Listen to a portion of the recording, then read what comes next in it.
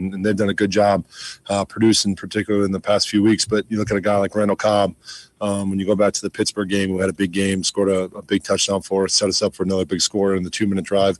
Kenny Stills has made big plays since he got here. You go back to the New Orleans game, you go back to last year's New England game. So having a multitude of guys in that room that not only can go out and win, but can go out and win in different ways, and have all really done a good job of earning Deshaun's trust. It's a good thing, and we enjoy designing plays to try and get those guys going. Tim, having Pharaoh Brown, you have a couple of tight ends, but what have you seen from Pharaoh as a combo tight end that'll block and also do some things in the passing game? Thank you. Yes, he's done a really good job of bringing a physical element to us, particularly in the run game. We talked about him last week being so big and long.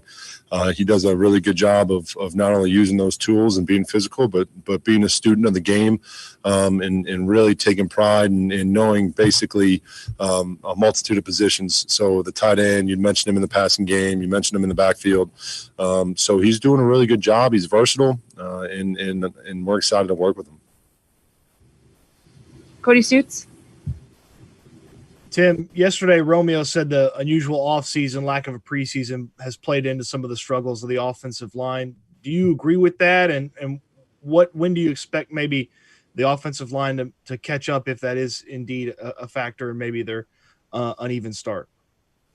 Yeah, I think uneven is probably a good way to put it. But as the year has progressed, I feel like that they've done a good job of kind of coming together and really overcoming that. So each and every week we go out there, I'm expecting to see improved play. And for the most part, that's been the case. Obviously, there have been a few hiccups, which is the case every year. But we're looking for those guys to come out and be consistent, and continue to play well, and continue to be a big reason why we're going to have success here. Aaron Wilson. Hey, Tim, when you look at their defense and the personnel they have, what do you see from J.C. Jackson in particular as a guy that's a ball-hawking corner? Yeah, he's doing a really good job making plays on the ball. He's got really good ball skills, and the ball seems to find him, and he seems to find it, which a lot of times is hard to teach.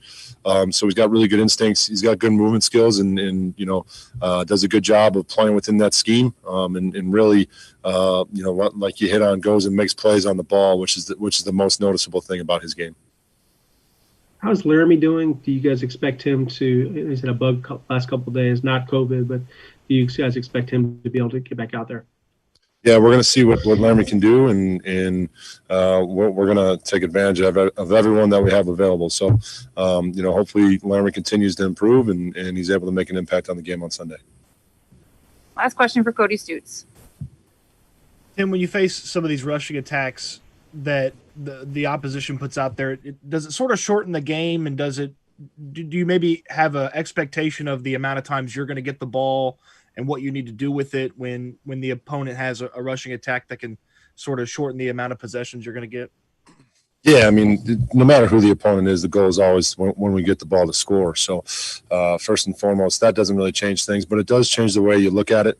Last week we really had 7 possessions. I know it's going to be 8, but the last one was with 35 seconds or whatever to go, and at the end of the first half there. So when you have limited opportunities, you got to make sure that you make every play count, and we've been really stressing that to our players earlier in the week, and throughout the week, is to go out there and make sure you go out and execute at an incredibly high level every single snap, because at the end of the day, you don't know which play out of that, say you get 60 plays, which play out of that's going to be the one that makes the difference. So it definitely forces the players and forces the coaches to